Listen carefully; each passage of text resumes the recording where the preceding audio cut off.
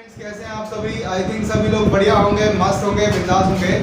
मैं विशाल सारस्वत आप सभी का स्वागत करता हूं आपकी अपनी क्लास केएस साइंस मंत्रा में, जहां आप पढ़ते नहीं सीखते हैं। देखिएगा, पिछली वाली वीडियो में हम लोगों ने डिस्कस किया था torque on a rectangular coil in a magnetic field, और उसके बाद हमने डिस्कस किया था सस्पेंडेड टाइप कैलोरीमीटर। आज हम डिस्कस करने वाले हैं अपना नेक्स्ट टॉपिक, जिसको बोलते हैं हम लोग मैग्नेटिज्म।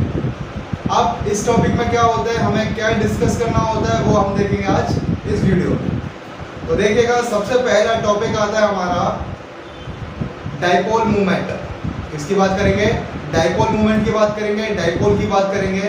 तो जैसा कि हमने इलेक्ट्रिसिटी में पढ़ा था, हमने पढ़ा था when two equal and opposite charges are kept at a very small distance, then the system is known as electric dipole। लेकिन अगर हम मैग्नेटिक डाइपोल की बात करेंगे तो वहां पर होता है when two equal and opposite poles of pole strength small m kept at a very small distance, then the system is known as magnetic dipole। यहाँ पर मैंने एक वर्ड डिस्कस किया। क्या डिस्कस किया था? मैंने बताया आपको magnetic pole strength of any pole. जैसे इलेक्ट्रिसिटी में हम लोग चार्ज पढ़ रहे होते हैं, तो मैग्नेट में हम लोग पढ़ते हैं पोल स्ट्रेंथ। इसको हम लोग डिनोट करते हैं स्मॉल m से, ठीक है। तो यहाँ पर हम लोग डिस्कस कर रहे हैं, तो वही चीज़ है। वही चीज़ क्या है, जैसे हम लोगों ने डिस्कस किया था वहाँ पर, तो यहाँ पर हम लोग डिस्कस करते हैं मैग्नेटिज्म के अंदर ये हमारा नॉर्थ पोल है, ये हमारा साउथ पोल है। दोनों की पोल स्ट्रेंथ कितनी है? Small m। कितनी है? स्मॉल m है। तो उस कंडीशन में अगर हम लोग देखते हैं तो वो कंडीशन क्या बनेगी? Capital M is equals to कोई भी एक पोल स्ट्रेंथ इनटू बीच की डिस्टेंस, बीच की डिस्टेंस। क्लियर है? तो ये हमारा क्या आता है? मैग्नेटिक डाइपोल आता है। क्या आता है? मैग्नेटिक डाइपोल आता है। डाइपोल आता है, और नीचे वाले क्या है हमारे पास में? मैग्नेटिक डाइपोल मोमेंट है। क्लियर है? कोई दिक्कत तो नहीं है? बात समझ में आ गई? अब यहाँ पे देखिएगा, एक मैं बहुत अच्छी बात आप लोगों को बताने वाला हूँ। क्या बताने वाला हूँ कि जो पोल स्ट्रेंथ है, क्या है? जो पोल स्ट्रेंथ है वो क्रॉस सेक्शनल एरिया पर डिपेंड करती है। क्या करती है? क्रॉस सेक्शनल एरिया पर डिपेंड करती है, टोटल एरिया पर डिपेंड नहीं करती। मतलब क्या है सर? मतलब ये है कि अगर हम यहाँ पर देखें तो ये हमारे पास में कोई भी मैग्नेट है, इसका क्रॉस सेक्शनल एरिया कितना हमारे पास में? लेट कर लेते हैं ए। इसका क्या है? क्रॉस सेक्शनल एरिया है। सिर्फ क्रॉस सेक्शनल एरिया की बात की है मैंने। Cross sectional area a is equals to कितना हो जाएगा? पाई आर स्क्वायर हो जाएगा। कितना हो जाएगा? पाई आर स्क्वायर हो जाएगा। या फिर अगर हमारे पास में कैसी कॉइल है, ये रेक्टेंगुलर रॉड है। क्या है? ये रॉड कैसी है? रेक्टेंगुलर है सर, कोई सिलेंड्रिकल नहीं है। सिलेंड्रिकल के केस में A is equals to pi r square हो जाएगा, और रेक्टेंगुलर के केस में क्या हो जाएगा हमारे पास में? एल इंटू बी हो जाएगा। क्या हो जाएगा? एल इंटू बी हो जाएगा। लेकिन अगर हम लोग यहाँ पे देखें तो जो small m is directly proportional to the cross sectional area. इसकी बात करें हम लोग, क्रॉस सेक्शनल एरिया की बात कर रहे हैं। वाइल कैपिटल M यानी कि हमारा dipole moment is directly proportional to the total area. और कौन सा एरिया? ये मैग्नेट का एरिया। क्लियर? ये दो चीज़ें बहुत इंपॉर्टेंट है, बहुत सारे क्वेश्चन इन पर बनते हैं। कैसे कैसे क्वेश्चन बनते हैं वो अभी हम लोग एक डिस्कस करने वाले हैं इस पर। तो आप बात को समझिएगा, वहीं से मैं शुरुआत कर रहा हूँ। मतलब क्या है? मतलब सिंपल सा आपके सामने ये है कि अगर मेरे पास में कोई एक मैग्नेट है, क्या है? कोई एक मैग्नेट है जिसका पोल स्ट्रेंथ कितना है मेरे पास में? स्मॉल है। क्या है? स्मॉल m है। मैंने ले लिया ये हमारे पास में क्या है? कोई एक मैग्नेट, ये नॉर्थ पोल इसका, ये साउथ पोल इसका। अब देखते चलिएगा, मैं चेंजमेंट करना बता रहा हूँ आपको, सारी चीज़ें चेंजमेंट में बताऊंगा। मतलब क्या है? मतलब ये है, इसका डाइपोल मोमेंट कितना है? कैपिटल M, और पोल स्ट्रेंथ कितनी है इसकी? स्मॉल m है। क्लियर है? अब इसको हम लोग एक्सियली कट करते हैं। कैसे कट करते हैं? एक्सियली कट करते हैं। यहाँ से मैंने इसको कट किया। क्लियर? अब यहाँ से जब मैंने इसको कट डाउन किया तो यहाँ पे क्या बन जाएंगी? दो मैग्नेट बन जाएंगी। कैसी कितनी मैग्नेट बन जाएंगी? दो मैग्नेट मेरे पास में बन जाएंगी। दो मैग्नेट कौन सी है? एक नॉर्थ और साउथ, एक नॉर्थ और एक साउथ, क्योंकि मैंने इसे एक्सियली कट किया है। अब एक्सियली कट करने पर क्या होगा? टोटल एरिया भी चेंज हुआ, क्योंकि विड्थ चेंज हो गई, और उसके साथ साथ में क्या हुआ? क्रॉस सेक्शनल एरिया भी हाफ होगा। इसका मतलब क्या हुआ कि m डैश होगा, इसके लिए मान लेते हैं ये हमारे पास में कितना है m डैश है, और इसके लिए मान लेते हैं हम लोग कितना है m डैश ही मान लेते हैं, लेकिन यहाँ पे क्या मानते हैं स्मॉल m डैश मान लेते हैं। दोनों के लिए मैंने लेट कर लिया, तो m dash is equals to कितना हो जाएगा कैपिटल M/2, यानी जो पहले था उसका हाफ हो जाएगा। क्लियर है।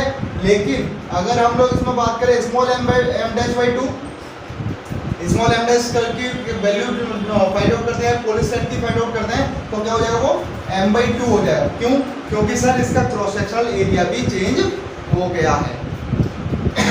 एक और कंडीशन देखते हैं, यहाँ पर देखिएगा, अगर मैंने इसको एक्सियली नहीं नॉन एक्सियली कट डाउन किया, क्या किया, नॉन एक्सियली कट डाउन किया इसी मैग्नेट को, यानी नॉर्थ और साउथ है इसमें, तो कितनी मैग्नेट बन जाएंगी मेरे पास में, 2 मैग्नेट बन जाएंगी, नॉर्थ और साउथ, और यहाँ पर भी नॉर्थ एंड साउथ। तो ध्यान रखिएगा यहाँ पर कितना है कैपिटल M है और स्मॉल m है, तो देखिएगा बात को समझिएगा, यहाँ पर क्या हो जाएगा small m dash is equal to कितना हो जाएगा m/2 हो जाएगा, क्योंकि यहाँ पर लेंथ हाफ हो गई, क्या हो गई, लेंथ हाफ हो गई।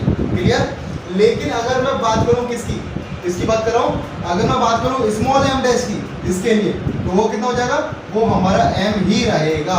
क्यों रहेगा सर? क्योंकि दोनों का जो क्रॉस सेक्शनल एरिया है वो हमारे कैसा है, सेम है, क्रॉस सेक्शनल एरिया में कोई भी चेंजमेंट नहीं आया है। तो एक बात हमको समझ में आ गई, यानी dipole movement depend on a total area, while pole strength it depends upon cross sectional area. Clear है। तो इतनी टॉपिक हमारे पास में कंप्लीट हो गया है। अब इसके बाद में हम लोग डिस्कस करने वाले हैं अपने अगले टॉपिक को। तो आप लोग देखिएगा हमारा अगला टॉपिक क्या है, हम एक छोटा सा क्वेश्चन डिस्कस करने वाले हैं। क्या डिस्कस करने वाले हैं? एक छोटा सा क्वेश्चन डिस्कस करने वाले हैं। वो क्वेश्चन आप देखिएगा, बहुत अच्छा क्वेश्चन है, अगर ध्यान से देखेंगे तो बहुत इजी है, अदरवाइज बहुत टफ क्वेश्चन है।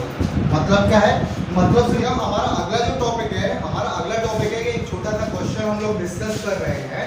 वो अगला छोटा क्वेश्चन क्या है, एक मामूली सा क्वेश्चन ये है कि अगर किसी बार मैग्नेट को अगर सेमी सर्कुलर में फोल्ड कर दिया जाए तब उसका डाइपोल मूवमेंट कितना होगा।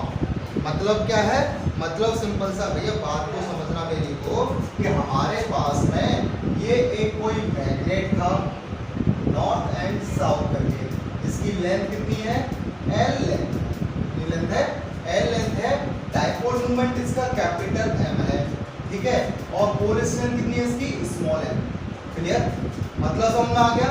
L लेंथ का कोई भी हमारे पास में मैग्नेट, कैपिटल M उसका डाइपोल मूवमेंट, स्मॉल m उसका, स्मॉल m क्या है उसका पोल स्ट्रेंथ है। तब मतलब क्या है, मतलब ये है कि इसको हमें क्या किया, हमने इसे टर्न कर दिया किसमें, सेमी सर्कल में। इसमें टर्न कर दिया इसे सेमी सर्कल में, हमने इसको क्या किया, टर्न कर दिया। ये नॉर्थ पोल, ये साउथ पोल, बीच की डिस्टेंस कितनी है हमारे पास में, 2r हो जाएगी। कितनी हो जाएगी, 2r हो जाएगी, क्योंकि r हमारे पास में क्या होगा, रेडियस होगा, और दूसरा r क्या हो जाएगा, वो भी रेडियस होगा। तो उस कंडीशन में क्या होगा, उस कंडीशन में कंडीशन बनेगी कि अब हमें क्या निकालना है, इसका डाइपोल मूवमेंट निकालना है। ठीक है, तो डाइपोल मूवमेंट क्या होगा, पहले हम इसका डाइपोल मूवमेंट निकालना है, तो capital M is equals to कितना जाएगा, M इंटू L हो जाएगा। किसका, इसका हो जाएगा सर इतना।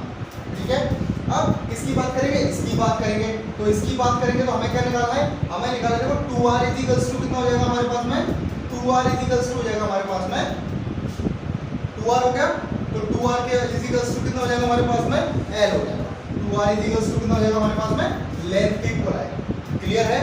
अब यहाँ पे अगर हम लोग देखते हैं तो यहाँ पे r इज इक्वल्स टू कितना हो जाएगा हमारे पास में, L/2 हो जाएगा। r इज इक्वल्स टू कितना हो जाएगा हमारे पास में, r ये हो गया 2r इज इक्वल्स टू। आगे हम लोग देखते हैं, आगे क्या देखते हैं, 2r is equals to L नहीं होगा। यहाँ पे देखिए इसका सरकमफ्रेंस लेते हैं, तो सरकमफ्रेंस इज इक्वल्स टू कितना हो जाएगा हमारे पास में, पाई r इसका सरकमफ्रेंस, और ये किसके इक्वल आएगा, L के इक्वल आएगा। ठीक है, अब यहाँ पे देखेंगे, यहाँ से हमें किसकी वैल्यू है, L की वैल्यू निकालनी है, तो सॉरी R की वैल्यू निकालनी है, तो R इज इक्वल्स टू कितना हो जाएगा हमारे पास में, L/पाई। क्लियर, इतना हमारे पास में समझ में आ गया, कोई दिक्कत तो नहीं है। अब हमें क्या निकालना है, M डैश निकालना है इसके लिए, तो M dash is equals to कितना हो जाएगा हमारे पास में, M dash is equals to हो जाएगा भैया स्मॉल m, तो इसका डाइपोल मूवमेंट हो गया, स्मॉल m क्या हो गया, इसका डाइपोल मूवमेंट हो गया, और लेंथ कितनी लेंगे हम इसकी, 2r लेंगे। तो ले लीजिए सर 2r इसका हो गया लेंथ। क्लियर। अब m dash is equals to कितना हो जाएगा हमारे पास में, m डैश हो जाएगा small m into 2 into r की वैल्यू कितनी है हमारे पास में l अपॉन पाई। अब देखिएगा m इंटू l ये बन जाएगा हमारे पास में कैपिटल M। तो देखिएगा m dash is equals to कितना हो जाएगा 2 कैपिटल M बाय पाई। कितना हो जाएगा 2 कैपिटल M बाय पाई।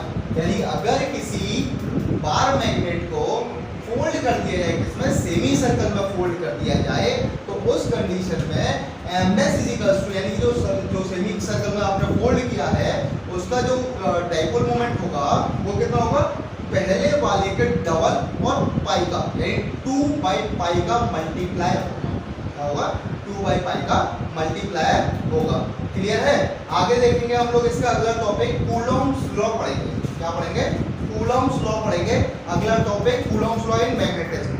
तो देखिएगा हमारा अगला टॉपिक है कूलॉम्स लॉ को डिस्कस करने वाले हम लोग।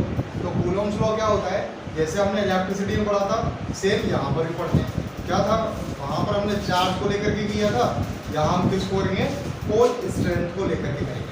अब यहाँ पे देखते हैं तो क्या था, जो लगने वाला जो फोर्स था यानी जो अगर मैग्नेट रखी हो हमारे पास में जिनका पोल स्ट्रेंथ m1 और m2 हो, तो उन पे जो फोर्स लगेगा वो डायरेक्टली प्रोपोर्शनल होगा product of the both poles.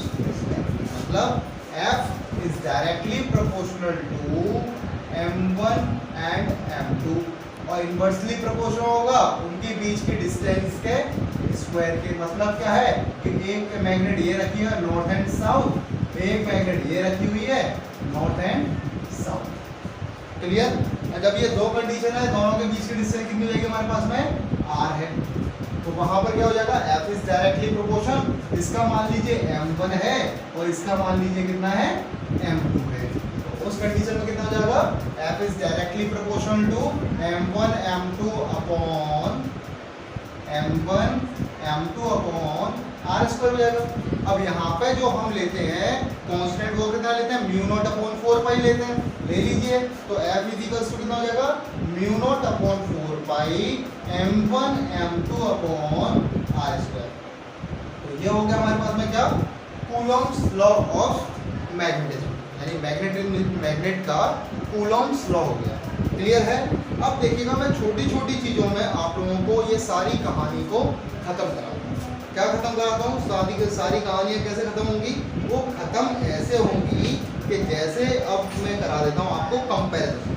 क्या करा देता हूँ, कंपैरिजन कराते ही हमारा ये टॉपिक हो जाएगा कंप्लीट। कैसे हो जाएगा सर, कि हमारा कंप्लीटेशन ऐसे होगा कि हमने इलेक्ट्रोस्टैट पढ़ा था पूरा चैप्टर नंबर 1, वहाँ पे हमने जितने लिए थे सारे डेरिवेशन हमारे उसी टाइप से होने हैं, बस उसमें चेंजमेंट क्या क्या करना है, हमें उसकी बात करनी है। तो देखिएगा एक तरफ ले लेता हूँ मैं मैग्नेटिज्म, एक तरफ ले लिया मैंने